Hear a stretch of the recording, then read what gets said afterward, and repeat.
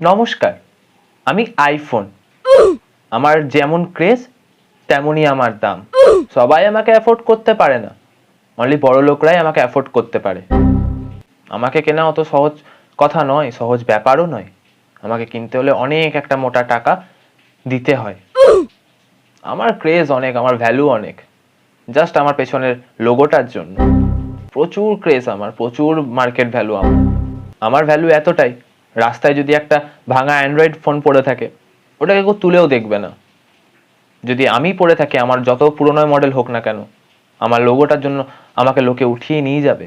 আমি খারাপই হই না কেন, আমাকে তাও নিয়ে যাবে। আমার ক্রেজ এতটাই, বাচ্চা থেকে বুড়ো সবাই আমাকে কিনতে চায়। সবাই, সবার কাছে আমার ক্রেজটা অনেক, সবার কাছে ভ্যালুটা আমার অনেক। সবারই এক্সপেকটেশন হাই, তেমনি আমার দামটাও হাই। সবাই আমাকে একবারে টাকা দিয়ে কিনতে পারে না। অনেকে আছে যারা আমাকে কিনতে গেলে ইএমআই করে কেনে, কিস্তিতে কেনে। আমার ভ্যালু অনেক, যে সবাই যে পারবে না কিনতে আমাকে। এই নামটা বানাতে হয়েছে আমাকে, এই ক্রেজটা আমাকে আনতে হয়েছে আমার মধ্যে। মার্কেটে একটা ভ্যালু আছে তো আমার। তোমরা কি বাবা আতিপাতি ফোন? আমি নয়, আমি আইফোন। আমার ক্রেজ এতটাই, আমাকে সবার কাছে দেখতে পাবে না। স্পেসিফিক কিছু সাদা ইউনিক একটা মানুষদের কাছে আমাকে দেখতে পাবে। আমার ক্রেজ এতটাই, আমাকে দেখতে পাবে সমস্ত বয়সের মানুষের কাছে, বাচ্চা থেকে বুড়ো সবার কাছে আমাকে দেখতে পাবে। আমার ক্রেজটাই তো এতটাই, কারণ আমি আইফোন। সবার আমাকে কেনার অকাত নেই, সামর্থ্য নেই, সবাই আমাকে অ্যাফোর্ডও করতে পারে না। যারা করতে পারে না, তাও যদি তাদের কেনার ইচ্ছা থাকে, আমাকে কিস্তিতে কেনে, কিন্তু কেনে। কারণ আমার একটা মার্কেট ভ্যালু আছে, তো আমার ক্রেজটাই তো আলাদা, কারণ আমি আইফোন। এরকম ভাবেই কদিন আগে আমার ফেসবুক বা ইনস্টাতে কোথাও একটা রিল এসছিল। একটা খুবই গরিব ঘরের একজন লোক, একজন মা, তার ছেলে তার কাছে বায়না করেছে আইফোন চাই। কেন চাই? কারণ বন্ধুদের কাছে তাকে একটু অ্যাটিটিউড নিয়ে থাকতে হবে, তাকে একটু ফেমাস হতে হবে বন্ধুদের গ্রুপের মধ্যে, তার কাছে প্রথম আইফোন, এই জন্য তার আইফোন চাই। আর মা কি করেন? ঘরে ঘরে গিয়ে রান্না করেন, দিনমজুর খাটেন। সে মাকে জেদ করে রাগ করিয়ে একটা আইফোন কিনেও নিল। কি লাভ হবে এগুলোতে? কিচ্ছু লাভ হবে না। ওটাও জাস্ট একটা ফোন, জাস্ট একটা যন্ত্র। নর্মাল 10,000 15,000-এর মধ্যেও তো ভালো ফোন পাওয়া যায়, আইফোনই কেন?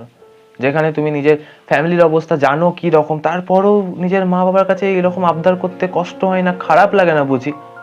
খারাপ লাগবে কি করে? তোমরা তো এখন ইনকাম করো না, তোমরা টাকার মর্মটা বোঝো না।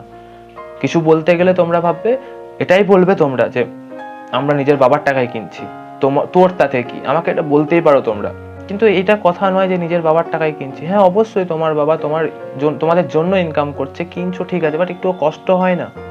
যে এই টাকাগুলো তো বাবার রোজ খেটে ঘাম ঝরিয়ে ইনকাম করে আনছে আমাদের জন্য, কষ্ট হয় না বুঝি? আমার লাইফেও দেখা একটা ইনসিডেন্ট আছে। একজন এসে আমাকে বলেছিল এই আইফোনটা কেনার সময় বাবা কিনে দিয়েছিল, তখন দেখেছিলাম বাবার অ্যাকাউন্টটা পুরো জিরো হয়ে গেছিল। কত গর্ব করে বলেছিল এই কথাটা আমাকে। এখানে গর্ব করার কি আছে তাতে আমি জানি না। এটাতে দুঃখ পাওয়ার কথা, তো নিজের প্রতি একটা লজ্জা পাওয়ার কথা। ওই জিনিসগুলো এদের মধ্যে নেই। এটাই অনুরোধ করব, নিজের সামর্থ্য অনুযায়ী ফোন কেনো, খুব দরকার হলে। অবশ্যই এখনকার দিনে ফোন দরকার, ফোন কেনো নিজের সামর্থ্য অনুযায়ী। নিজের সামর্থ্যের বাইরে গিয়ে এই কাজগুলো করো না, বা আবদারগুলো করো না।